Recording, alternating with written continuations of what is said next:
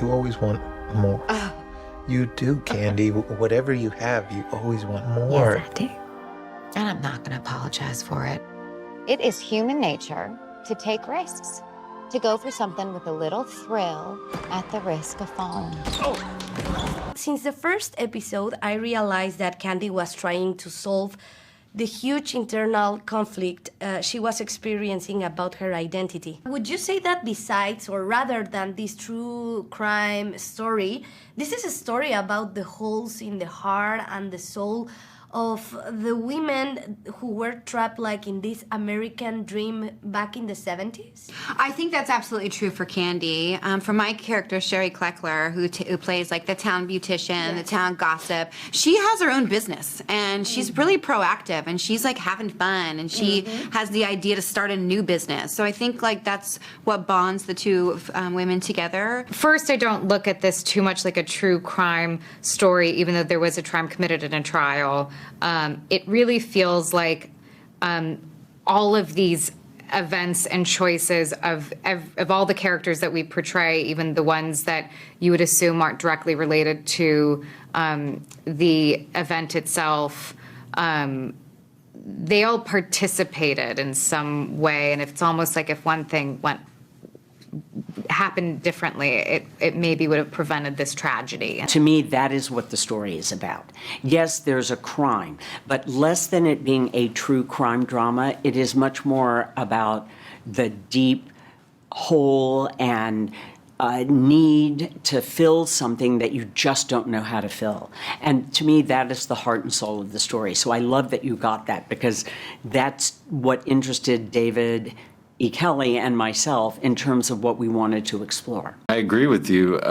You know, it's something that, you know, like many environments or communities, it can be used in a, or sort of, yeah, used, I guess, in a positive way that is including, you know, the sort of deeper inner truths, I guess, or it can be used to kind of keep that separate and sort of make everyone the same.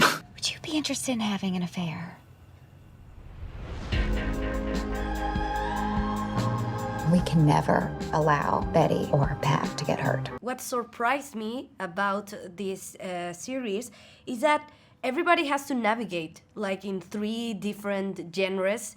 At the beginning we have like dark humor, and then you have like this murder mystery thing, and then the drama in the courtroom.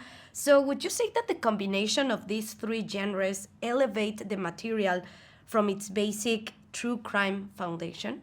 Yes, absolutely. And I think David Kelly happens to be masterful at all of those genres, and he's someone who can fluidly join everything together and create a world that doesn't feel disjointed in tone or point of view because of him and because of his writing. And then having someone like Leslie, who was just she was such a wonderful leader for the material. I think, and also the look of it, the time period, and the way that Leslie Linka Glatter directed it gives it a larger than life. You know, she used the reference a lot. I forgot about this, that movie To Die For with Nicole Kidman. Like that was like a tonal reference for her. Like so crazy you can't believe it's true. Everything's a little skewed, and I think that you know, because it's got like over the top hair and makeup and sets and cars and music, it also makes it really fun. And I think that's what sets it apart. It's also like fun to watch. That's one of the things that was really exciting,